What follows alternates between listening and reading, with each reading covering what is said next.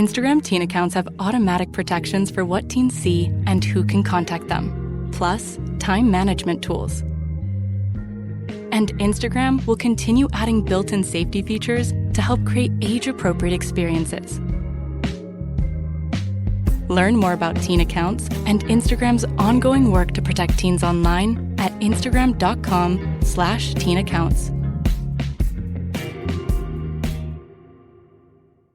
Hello and welcome to Healing with Nama. I am Casey, and today I am joined with Mrs. Katy Russell, I should say, my Reiki teacher, and I'm really excited to dive deeper into the world of Reiki and learn more myself about Reiki, the practice of Reiki, and just get into this conversation of something that I really love. And I'm just really super excited to have Katy here because she's one of my favorite people. She has the best energy.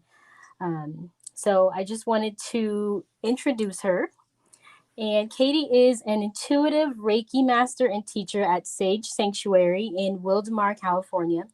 She is a professional member of the International Center for Reiki Trainings, Reiki Membership Association, and an ordained minister with the Universal Life Church. She also teaches all levels of Usui Holy Fire 3 Reiki. And she's just an amazing person. So, Katy, I'm so excited to have you here on the show today. You've been such a big part of my journey for the last year since I met you. And you're, of course, the one who attuned me to Reiki. And I'm just so excited to pick your brain and soak up some of your knowledge. Do you have anything that you want to share about yourself or anything? Well, thank you so much for having me today. It's an honor to be asked to be joined in this. And I look forward to continuing our training together as well. You've pretty much covered my bio as far as what I do. I really enjoy teaching Reiki. I knew that when I did my own attunements, receiving when I was a student, that I immediately knew I wanted to continue as a teacher and share this with others. So I'm so glad to hear your response because that's exactly why I continue to do it, as far as how it touches other people's lives as well, and that ripple effect that it has. So thank you for having me today. Yes, of course. And yeah, I remember you saying in one of the trainings that you're like, people would say you're too Reiki, but I feel like you're just the embodiment of Reiki, and it's just in everything that you do. And I feel like you would be such a great person to talk to about this topic, because I just feel like you live it, and it's not just something that you practice, it's like a part of who you are. And I just really appreciate you, really, just everything that you've done. I know that I've never really gotten a chance to tell you that, but it does mean a lot to me. Just having you in my corner, and you've helped me with, different things, and to know that you are available as a source of support has been really helpful for me. Can you tell me about how you even started down this path? Absolutely. I started always with an interest in spirituality. As a kid, I kind of had that intuitive aspect, but really didn't know what to do with it. And also 30 years ago, Reiki and this type of work was not as accessible as it is today. So I would find myself more in witch shops, crystal stores, things like that, where the shopkeepers would actually take me under their wing a bit. So I kind of grew up in the psychic medium world, and that's where my interest first started in spirituality. And then as I got older and eventually moved from the East Coast to California, my mentor back home suggested I find a spirit circle group to find like-minded people and continue my training in this work. So I did that. I would go to Riverside once a week for a spirit circle where we would meditate together, help souls that were stuck here on earth cross over. And each week they would cover a different modality. And one week was Reiki, and it really piqued my interest. But then I never really followed through with anything on it until probably a year or so later. My best friend back home was having a baby, and in the hospital, they offered her Reiki, and she accepted it and reported back to me that she felt like I was there with her, and it was the same type of energy that I had, and that was really something I should look into. And at the same time, I was had just become my grandmother's home caregiver. So it kind of felt like not only would it be good for me, but also that it was something I could include in my care for my grandmother. So I did level 1 and 2 training in San Diego with Colleen Bonelli. It was over a weekend. They offer intensive training in a 2-day package. And at that point, I knew I wanted to continue with the master level and that I wanted to be a Reiki teacher as well, that it wasn't just something that was going to be part of my life, but that I wanted to share with others. So 6 months later, I went to Portland and completed my master level training at the same teacher's home. And from there, I treated it like an internship where I would just get my hands on whoever I could get over in my house. I had a little office in my home, my little Reiki room.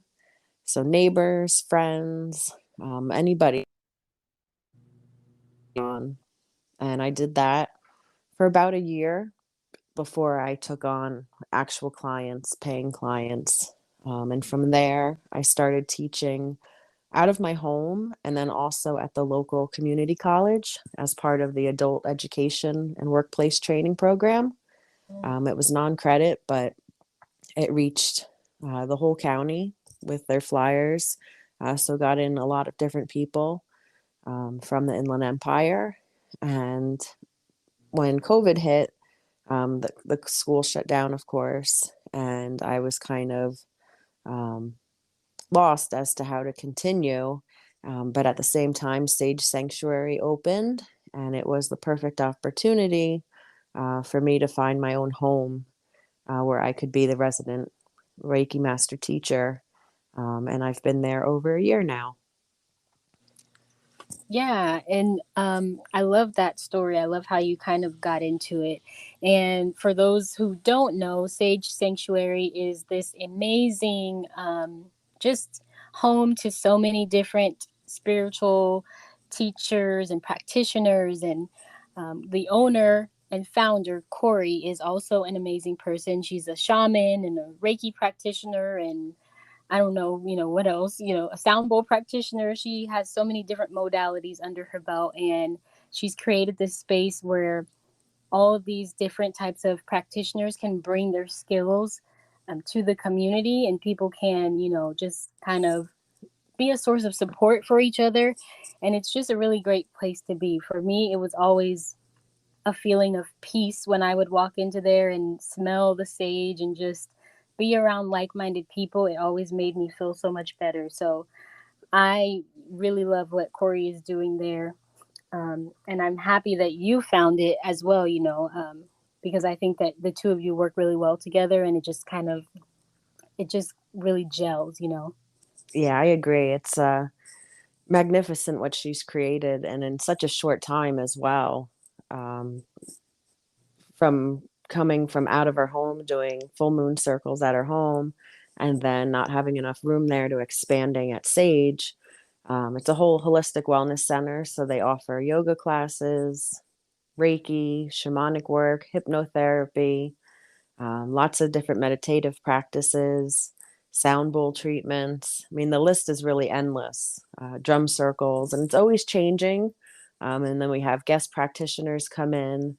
And then there's a few of us that have been there since the beginning. And some even started out as yoga instructors and then have done different training and now offer sound bowls, sound bath treatments, and, combination of therapies. And there aren't that many places around here like that. So we get people from Marietta, Temecula, Lake Elsinore, and even for my certification classes, they're coming down from LA and Orange County. So it's quite an honor to be able to reach out and expand to all these different people. It's just really needed during this time. And I don't think it's something that's going to go away. I think it has been a fad at different times, but through COVID, of course, for people finding a modality that they can not only see a practitioner, but learn for themselves and then have that in their tool belt forever. That when things happen like this, that they don't have to reach outside of themselves, that they have the ability to get through whatever comes their way and have these healing practices to count on without needing anything outside of themselves. Yeah, that's such a beautiful way to put it. And I feel like that's kind of what Reiki has been for me. And when I went into it, I never really thought about, I didn't know about different, types of Reiki and all that. I was just like, I want to be a Reiki practitioner. And the opportunity presented itself, and I had, been trying to do it before, and it just didn't work out. And so when it happened with you, and you had posted about it, I was like, this is it. I have to do it. This is the time. And I had a choice between traditional Usui Reiki and Holy Fire, and I was led to go, with you and your lineage with the Holy Fire. And I'm really happy that I listened to my intuition with that decision, because it's been really great, and I've gotten a lot of good feedback from people when I have done. Most of my sessions have been distance. I have done a lot of in person as well, just with people I know, but because of COVID, it's been a little bit tricky to get strangers to want me to come into their space. Of So course. But I have gotten so much good feedback, from people, and saying how they felt the energy, and even at a distance, how strong the energy was. And it amazes even me, because as the giver, I don't necessarily always feel. Some Reiki practitioners do feel, different things when they're giving Reiki. I don't necessarily always have that feeling, but to have confirmation that the person that is receiving the Reiki is feeling that energy is really, it makes me feel good. Like I actually do know what I'm doing. So Absolutely. yeah, that makes me happy. And I think there's two parts to that. One is that the feelings come with time and consistency and practice, but also that um, part of this learning is releasing our ego. So receiving that confirmation as far as it's working is nice to have, but we don't necessarily look for the pat on the back. So it takes some time to separate those two things, but you're already on that path, so it's a nice place to be. That Yeah, you know that you're helping people, but it's not about receiving any compliments, things like that. That you just have faith in your practice, you know that it's working, and then you make yourself available if they want to reach back out to you, but you never put the pressure on people that you're going to be following up in a way like checking on them, where they might feel pressure to maybe even lie and say that they really liked it just to make you feel better when really right, it didn't resonate. You can just let right. them be and be in the peace of their healing. Yeah. And I think that's one thing that it definitely has taught me, is to work on my faith, because that is something that I struggle with. Faith, the thing that you can't see, is difficult for me in different aspects. Having faith and not having that confirmation can be challenging for me, Hmm. especially. So, when I just kind of went into my distance session saying, I'm just gonna do it. I'm just gonna do it. I'm not gonna have expectations. I'm not gonna, whatever. I'm just gonna do it and believe that it's working. And then, when I go back after the sessions, they give me that feedback, and I'm just like, okay.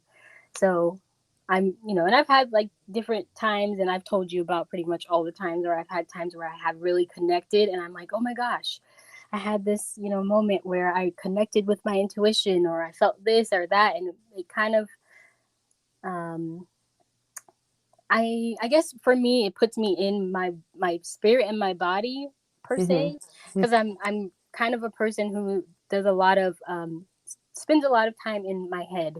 And so I don't always spend a lot of time in my body. and recognizing those feelings. And so I think Reiki has been one of those things that kind of forces me to do that in a way. Sure. Yeah, and kind of get in tune with my spirit and my body and get out of my headspace. I agree. And that's something that I love about Reiki, is that it's body, mind, and soul. It really pertains to all three aspects. And even if you feel like you're going in for treatment for one, it's really all three and how they connect and relate to one another. So Yeah. very well put. Yeah. So what is Reiki? How can you kind of break it down for someone who's never really heard of it or doesn't really know about Reiki? Sure. Well, the definition from our textbook that we've learned from through the ICRT is that Reiki is a Japanese technique for stress reduction and relaxation that also promotes healing. So we can't get to a place of healing unless we're in a calm state. And that's when our body and mind are all calm. Also, that allows inflammation to be reduced. And that's when healing can occur. So whether it's you can look at each aspect, your body, whether you're having pain, um, and that can be things like an injury or even um, going in for a surgery, that bringing Reiki in can help you heal quicker. It never replaces medical treatment, but it works in conjunction with it. So even if you're going in for surgery, you would still obviously be having the surgery, but by bringing Reiki in, the healing time can be shortened. Um, the healing itself could be much more optimal than it would be without having Reiki there. And then for your mind, it can help relax your mind, bring concentration, focus, allow you to actually foresee your goals more clearly. It's bringing that calm to yourself and really getting back down to your true self. We often carry around all this baggage and these layers upon ourselves that aren't really ours to carry and that we've accumulated over time.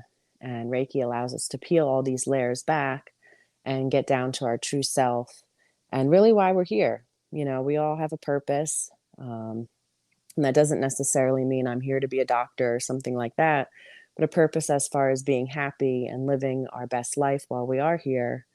And it allows us to get clear and be in connection with that purpose. Yeah. And then soul too, just like you were saying, feeling that spirit within your body. Reiki is not a religion. It's all inclusive, so anybody can learn it and partake. And it's for everyone, even children. And no matter what religion you are, as long as it's, okay with you, it can be applied to your life. Yeah. And I think that's one of the misconceptions that a lot of people have, especially when I talk about holy fire Reiki, because it has the word holy in it. It kind of can be off-putting for people sometimes. Absolutely. And so I think that that's really good to make that distinction and that, just kind of that say that, it's not religious. It doesn't have any religious effects and it does not go against your religion. But it's also your choice if you decide, to partake or whatever. Yeah. And I like, even though the word holy fire is HOLY, I like to think of it more as holy, WHOLLY, that it's your whole self, your true self, not necessarily holy in the religious aspect, but being whole, body, mind, and soul all together. Oh, that's a better way. Yeah, that's a good way to think about it. I think it's just, people just kind of run with the word and it's just it has an automatic connotation and Of it's course. this mystical type thing. And what are you doing? You're just moving your hands. And for somebody who doesn't understand, it can be maybe nerve-wracking or just kind of strange. Yeah. And so that's why I really wanted to have a conversation with you and just kind of get people to understand what it is and that it's not black magic or something Not at evil or all. dark. It's really something that's light. It's something that's healing and helpful, and it's just a different form of healing and It's really more like a meditative practice Right. than anything. And when we're channeling that energy and laying hands, it's not our energy that the client is receiving. It's actually coming from source, whatever you see that as, if it's the universe, light, God. Everybody has a different phrase for that. And we pull that through ourselves, passing by our heart and out through our hands to the client. And then if it's at a distance, of course, we're not touching them. We can have different tools that we may use as a stand-in, or simply be in a meditative state and be sending the Reiki that way. And it's just as effective. I didn't believe in it, to be honest, in the beginning, that distance Reiki would work. And my instructor suggested I just try it before I knock it. And being that I do have a lot of clients back on the East Coast who I, went back and trained there, had classes as well, to give it a try. And once I started doing distance Reiki, it really blew my mind. And I see now how well it works, both in person and at a distance. And I say the same thing to people now. Don't knock it till you try it, and you'll really be blown away. Yeah, that's definitely true. And I think too, because there are different types of, different modalities of Reiki, and different practitioners who have not only, are tuned to Reiki, but have different gifts. A session can be different from person to person, from session to session with the same person, so you kind of, I feel it's kind of good to give it more than one try. Maybe if it's something that you really Absolutely. want, if it's just something you're just not interested in, not forcing it. But if it's something that you are interested in the first session you just feel like, didn't really do anything, just kind of sticking with it, because you never know what could occur, what could happen. Absolutely. And you said it before about finding the right practitioner. And there's a saying that Reiki finds you when you need it most. And then also that don't just sign up for the first class that crosses your path. Really investigate and see what practitioner and teacher you feel in alignment with. Look at their bios, photos of them, listen to podcasts, things like this, where you can actually get to know who they are a little bit, and see who's in alignment with you. And even if you don't stick with the same practitioner, um, finding one that does feel right to you. And even at Sage, I'm not the only Reiki practitioner. Currently, I'm the only one that teaches there. But there are multiple, including the owner, Corey. She's a Reiki master as well. And then we have some other practitioners. I say try everybody out. It's going to keep you continuing with your healing, even if you don't go to the same person. But some practitioners are strictly trained, meaning that they're following the instructions from their classes and their books. Then other practitioners have that intuitive and psychic aspect. And some practitioners don't know that they have that yet because they haven't practiced that long. So they're just growing into those intuitive aspects that really do open up more and more the longer and more consistently that you practice. So it is quite interesting. And just like you were just saying, um, even if you go to a practitioner and you don't really feel in alignment with them, but you still want to try Reiki, then go to another one. That's why there are multiple practitioners out there and that are successful, because everybody wants a little bit of something different. Right. Yeah. And it's good to have options, and then to know that you to not just write it off after the first time if you didn't like that session. Because if you're like me going into it, I didn't really know anything about Reiki. I had no idea that there were different different types, or Mm-hmm. that you had options. I was just like, Reiki is Reiki, and I Right. saw a Reiki class and I wanted to sign up for it. And um, I see it now as the universe or God, kind of pushing me in a different direction, because it kept shutting down the other classes that I was signing up for. Mm-hmm. Something would happen where it would fall through, and then, with yours, I was like, oh gosh, it's going to fall through. It never works out. It's not going to happen. And, even having that, at a certain point, having that option of like, oh my goodness, which one should I choose? I have the option to do both. And I was led to you. So it's kind of like what you said. really thinking about your choice and not just kind of, especially if you want to be attuned, really thinking about what that means, whose lineage you're going to be under, the type of Reiki you'll be practicing. All those different things are so important. And I learned that, by going into it, because prior to that, I had no idea. Right. And that's a great point. You can come for Reiki sessions and never decide to go on to be attuned and learn Reiki on how to give it yourself. And then there are others who enjoy their sessions so much and feel the calling to take Reiki classes. And there are different levels too. Level 1 class, you really focused on healing yourself, filling your cup first before you move on to others. Level 2 is more about working on other people and at a distance.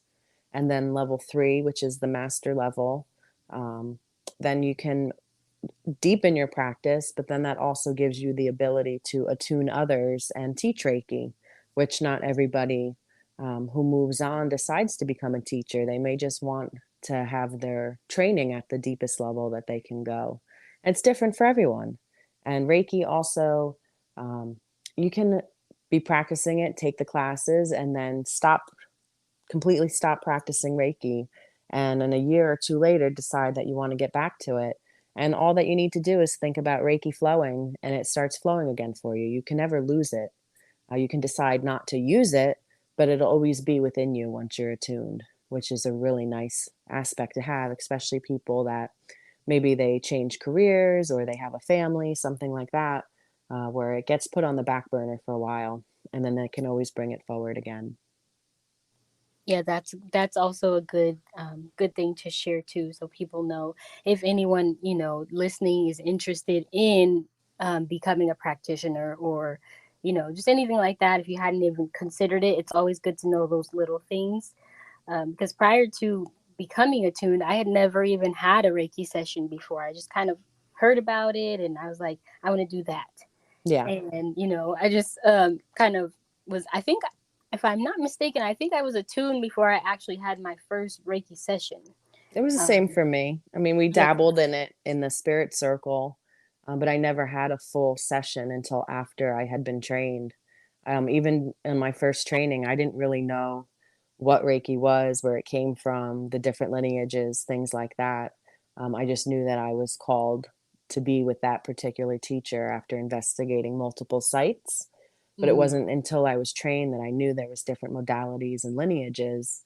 And even now, when I hear from other clients or other students that have trained with other people, and then they come to this training, it's not that they didn't enjoy the other training, things like that. They just perhaps don't want to use so many hand mudras, for it to be so religious in some practices, where holy fire in the more modern way is more simplistic and really friendly for everybody.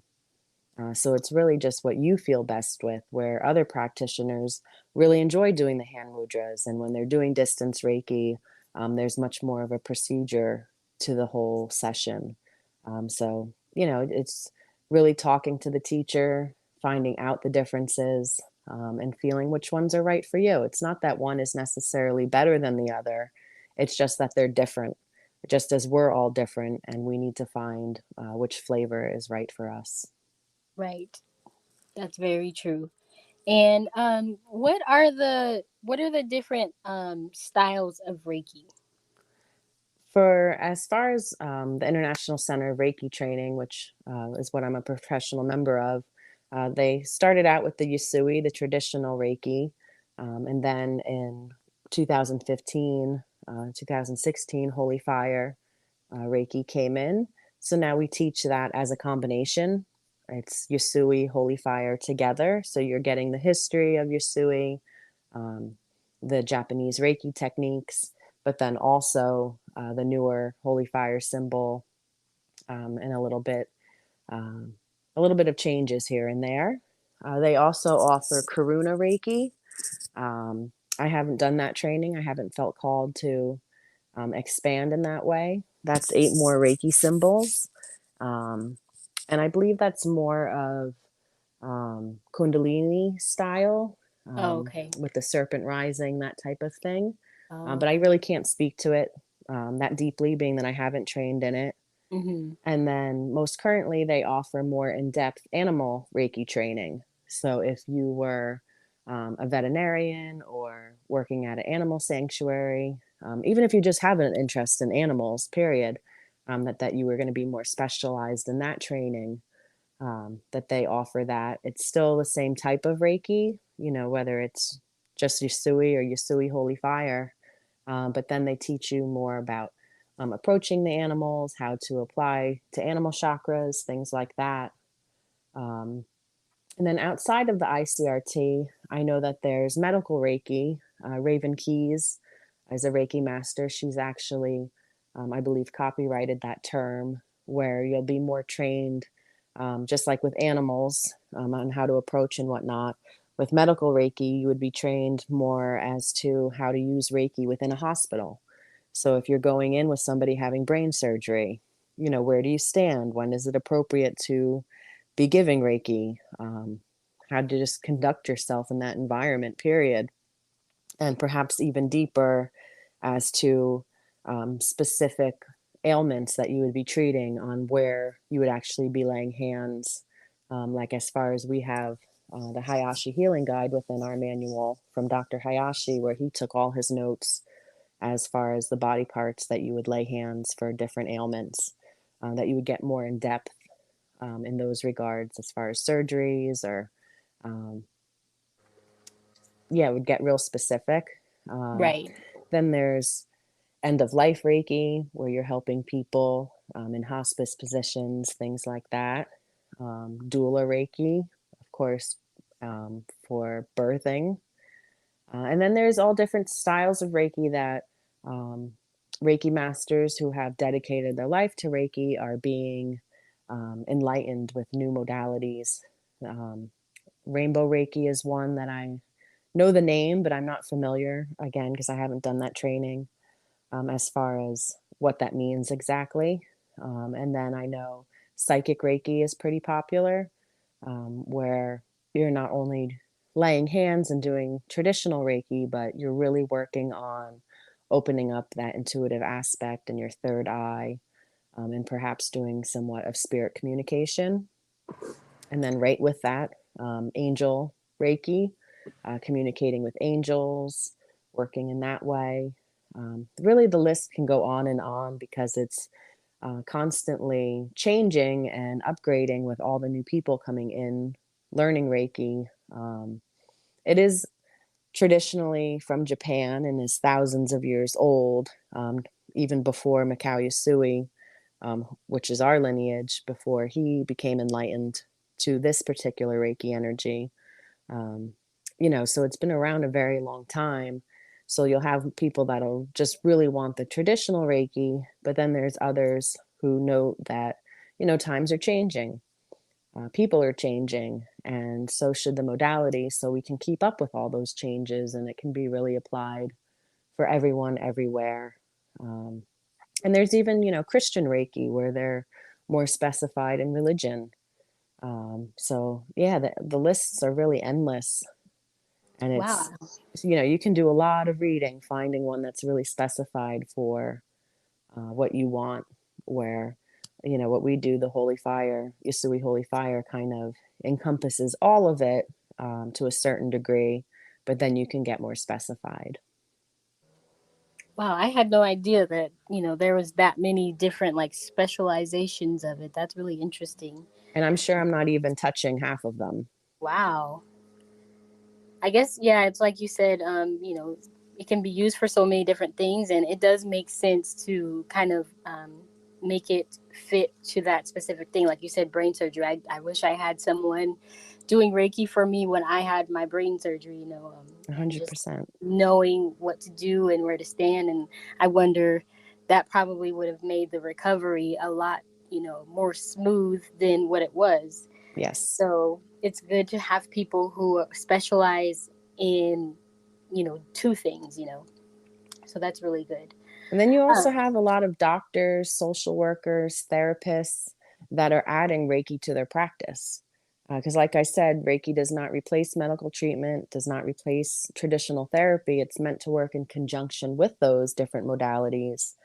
So these practitioners are finding clients that are doing both separately, and they're seeing the benefit of adding those together. So even having a talk therapist that can include Reiki, where maybe you're not talking the whole time, but including some other touch aspects. And the same thing, just like you were saying with brain surgery, where you have doctors that are, rather than praying or in conjunction with praying before surgeries, they're also adding Reiki in and seeing the benefits. And that's where I have to really give Raven Keys a salute. During 9/11, she brought a lot of that information and knowledge to hospitals in New York City, and they've started to welcome in Reiki more and more, where now there's hundreds, if not thousands, of hospitals that will offer Reiki, and even some have practitioners that are in-house that aren't just volunteers coming, but they actually have a Reiki program. Oh, wow. That's really interesting. I'm happy to hear that, honestly. That makes it more accessible to so many different people, and it kind of opens a door and kind of, I guess it makes it more open, and it's not like this closed practice that only this type of person does. Because I've seen Reiki shares that I've done with you, or even in my own practice. I saw someone at one of the Reiki shares was also praying, so I could tell that, by her hand movements that she was Catholic. So she was incorporating her faith with her Reiki. And when I, practice my Reiki sessions, I'm also incorporating, prayer and my beliefs. I'm not a religious person, but, my spiritual beliefs, and asking, for guidance and all that different things. So it's very,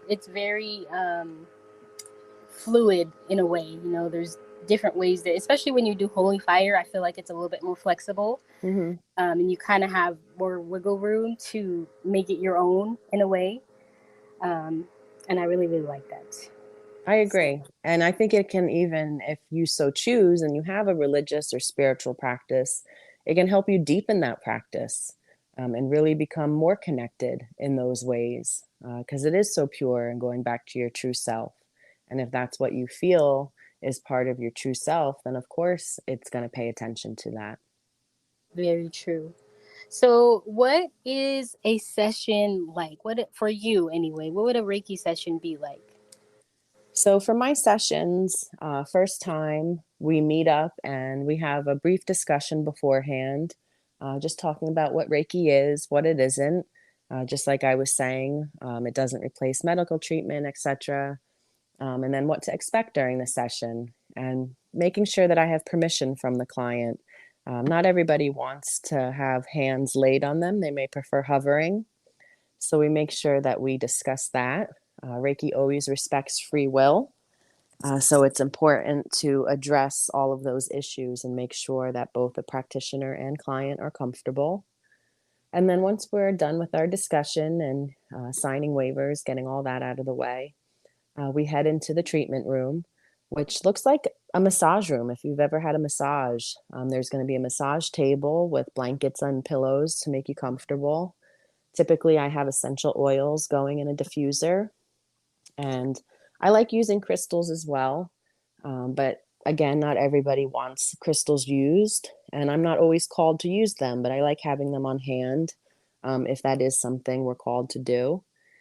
And the client lays fully clothed on the massage table, and I start with a guided meditation, and that's usually about 10-15 minutes long. So what I'm doing during the guided meditation is I'm also scanning the client. And what that means is I'm intuitively looking over their body to see where they may have bioki or dis-ease. Not a disease itself, but breaking that word apart into dis-ease. And that lets me know where I need to lay hands on the body. And even if I don't pick that up intuitively, Reiki is wiser than we are. So even if I'm laying hands on the shoulder, but the knee is actually the area that needs Reiki, it'll find the pathway there through meridians within the body to get to where it needs to go. But we do that guided meditation, and that also helps the client to relax before we begin the laying of the hands. So if their shopping lists, the kids, things like that are running through their head, this kind of helps them relax out of that state and go not in a hypnotic layer, but almost where they're just more zenned out and relaxed, and they're paying more attention to their body and their breathing rather than the outside world. And then I start laying hands. I start at the top of the head and work my way down, of course, only in appropriate areas. And then once I get through the whole body, I rescan the client with my hand, seeing if there's anywhere that needs a little bit more Reiki, or I'll use a pendulum to read those chakras and see if I need to go back anywhere. And then I seal in the session, seal in the light, and pack all that energy in. So when the client leaves, it's not draining from them. It'll stay with them like a battery charge as long as possible. And then I bring the client back because typically I say about 90% of my clients fall asleep during a session. So I bring them back using words. And then once the session is over, we sit for a few minutes and talk about what I felt and saw, also anything that they felt or saw. And again, it's not therapy, so I'm not diagnosing in any way. I'm just sharing. Same with the client. They're just letting me know perhaps they saw certain colors, and I can kind of help them figure out if those were chakra colors they were seeing, and just investigate, what happened during the session. And then I make sure I give them a bottle of water. You want to fully hydrate after this type of work. And then I stay available to my client the rest of the day and into the next day if they want to call or text, discuss anything that came up during the session.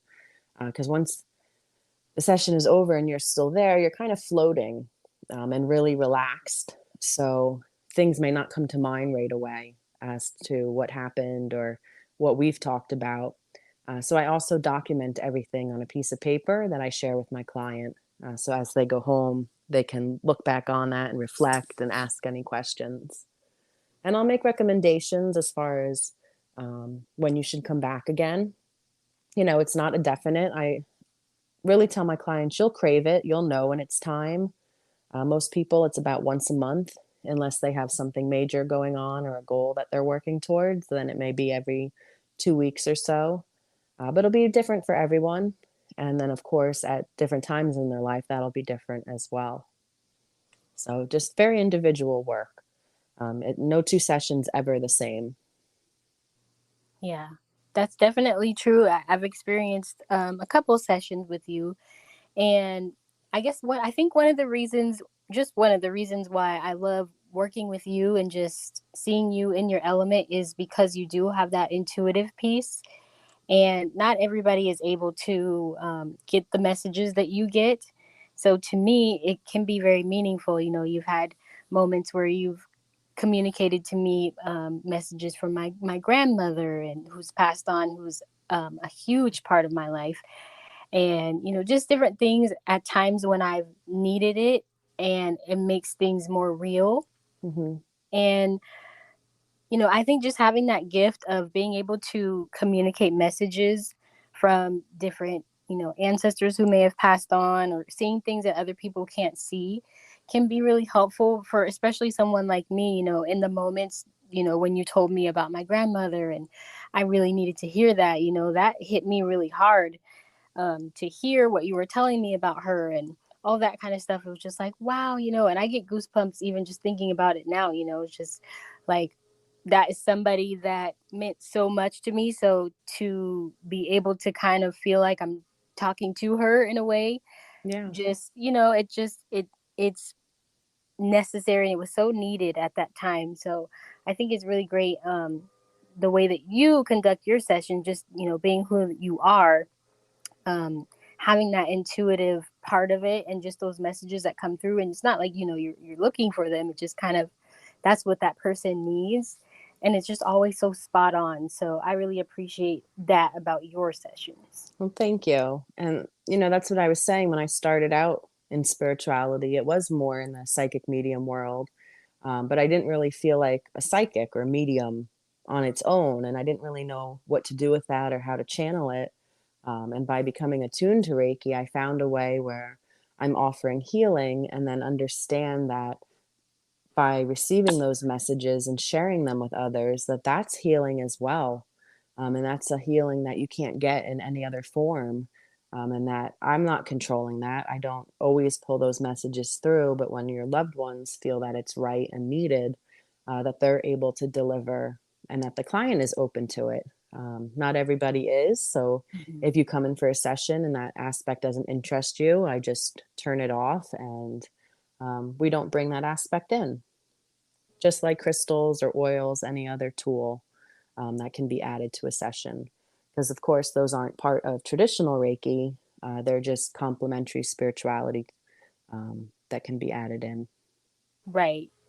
And that's another part of, Reiki too, is it's very respectful of everyone. Hmm. Like you said, you have to respect free will. You can't send someone Reiki without their permission. You have to make sure they're okay with you touching. And it's just, all those things is very respectful. And I really like to get that across so that people understand that, it's not anything forceful and it's not dark or anything like that.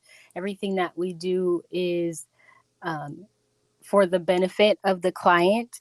And if they're not ready or they're just not interested, then we also respect that. And we do not force anyone to receive messages or healing or whatever it is. Correct. I like using the phrase for the highest good of all involved, Right. for the client as well as the practitioner. And that's not for us to dictate, that's for source and our higher selves to dictate, and we're just the messengers through that. So always respectful. And if you find a practitioner that's not practicing in that way, kind of questioning that and seeing if maybe they're not the right one for you. Because if they would send Reiki to somebody without their permission, then they're going to send it to you without permission as well. And I would never want to do anything to somebody else that I wouldn't want done to me. And kind of like what we said earlier about just living a Reiki lifestyle. You end up not just turning it on and off when you're giving Reiki, but also living your life that way, respecting the free will of others, our differences, being kind, all of that. You just embody it. Yeah. Very, very true. I still have one of I think it was a sound bath or it was a combination of both that I went to at Sage, and you were walking around and leaving, messages for people that had come through just so that you wouldn't forget. Hmm. And I, woke up and it said, "Female loved one, I am so proud of you." And I immediately just like started to cry because I'm like, I know exactly who that is. That's my grandmother. That's Yeah. my granny. And I still have that piece of paper that you wrote it on to this day. It's up on my wall Mm. next to her picture because it just so happy. She is just like everything to me. And so as I get older, I miss her so much, and there's so many things that I would love to share with her. But one thing that you did say was, once they cross over, and this is what I really believe, once they cross over, they don't have the troubles of the world anymore. And so I was like, well, why, how could she be saying all of these things now? And she wasn't, that expressive when she was living. And you were just kind of like, she doesn't have, she doesn't have the weight of the world on her shoulders anymore. She can be her true self. Yes. So it was almost hard to receive because I'm like, that couldn't be her. She wasn't like that. And I'm like, but the way But you in her heart, explained she it, was. yeah, Yeah, yeah, it was like absolutely. the way you explained it was like, okay, this is what she would have wanted to say, had life not piled on the way that it does. And the way that she loved me, I know that that's how she truly felt. It just wasn't in her nature, or it wasn't available to her while she was living. Right. Yeah, it's not in her capacity. And, different generations were brought up differently. We come from a history where everybody had to work really hard and, don't talk about your emotions, that type of thing, where now it's much more accepted and we want you to heal and talk about things so we don't pass on this generational trauma. So we're seeing when they come through in that way that they're really acknowledging that. Yeah. And it's just mind blowing for me, for somebody like me, because I don't have, I haven't tapped into that ability. If I do have it, I feel more that I'm more of a clairaudient person. Mm-hmm. And that's something that I'm learning to explore and listen to more.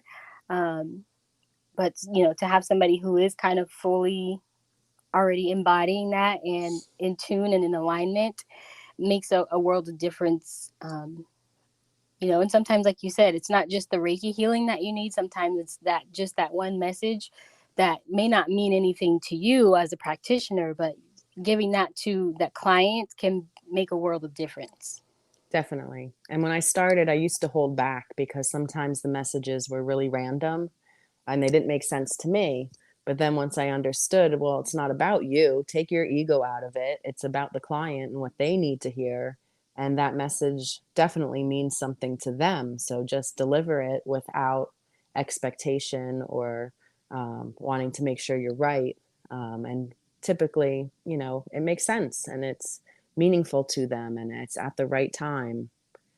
So I'm definitely have stepped into that much more. Like I said, more consistency, the more you practice, things like that, the confidence in that work grows as well.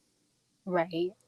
Yeah, that's so true. I love that. And I'm finding myself kind of um, starting to be more in tune with my intuition and my sessions and just different things I'm noticing. I'm like, oh, it's coming. I can feel it now. I'm opening up to it because after both trainings, I would always tell you like I don't feel like it worked. I don't feel like it's not working. I don't feel anything. I don't.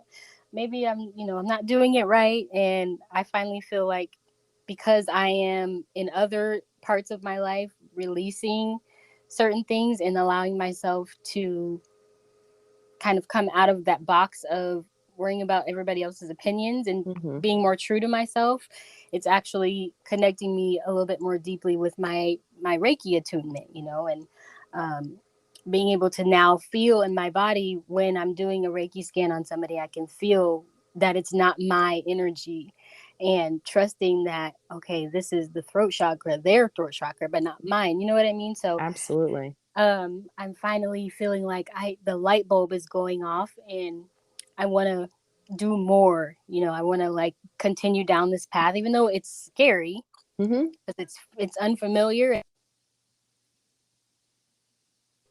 So I'm excited. I'm very excited. Fantastic. I'm excited for you and for myself as well. As a teacher, it's always thrilling to see your students really embrace their practice and how each student does something different with Reiki, whether they continue with clients or it's just for themselves and their family, how life-changing this work can really be, even though it's such subtle work, how meaningful and in-depth it really is. Yes, and I'm very excited to see you in December for my Reiki Master training. I will Yes, be a indeed. Reiki Master. Um, and I'm so excited. I told you, the other day, I'm like, I'm already packed. I'm ready to go. But I'm so excited. I'm so pumped. Even before, because we had a distant session and you told me some things, and I'm like, it makes so much sense. And I always felt like this is going to be something that's going to change everything for me. I don't know what it is, but Yeah. I feel like it's going to be big. And I'm just Yes. so excited. I'm like, oh, I'm going to be a Reiki master. I'm so excited. Fantastic. And the world should be excited as well to have you become a Reiki master and the difference that you're going to make for people. And it starts with one person at a time, and then that ripple effect is how we change the world. That's so true. And yeah, so just to wrap up, I'm so thankful that you spent time with me and shared, your knowledge of Reiki and the sessions and the trainings. Um, and I'm grateful for you, sharing this space with me. How can people find you on social media or, book a session with you? Yeah. It's just my name, Katy Russell Reiki, Katy Russell, and then Reiki, what I do, both on Instagram and Facebook. And my website's just that too, katyrussellreiki.com. And then Sage Sanctuary. They also have Facebook and Instagram, and their website is sagesanctuaryhealing.com. All of the classes, not just mine, but everything Sage offers is listed there, bios of all the different practitioners, and they're consistently updated, probably more so than my own website. But social media is probably the most current. I try to post daily on things that are going on, and not just events, but anything pertaining to Reiki or thoughts, energy, things like that, that I find helpful and that I think others would as well. And thank you so much for having me. I really appreciate you taking the time and having this discussion. And even if this reaches one person that grabs them and has an interest to Reiki, or many, that it's well worth it. Right. Yes. That was my prayer and my, intention is just, if I can just reach one person or two people or, spark someone's interest, I want to take the time to do that. So Thank you. that's what I'm going to use this platform for. And I'm so grateful to have so many knowledgeable people like yourself in my life already that I can pull from to share knowledge, about things that I'm interested in so that I'm also learning too. Fantastic. So thank you so much for joining me. I will see you very soon. Yes, you will. I hope you have a great rest of your day. Thank you so much, Katy. Thank you, Casey. Take care. You too. Bye-bye. Bye. Thank you for joining me on this episode of Healing with Nama. I hope you enjoyed learning more about Reiki. Don't forget to like, share, rate, and review the podcast wherever you listen to the podcast. And I will see you all on the next episode.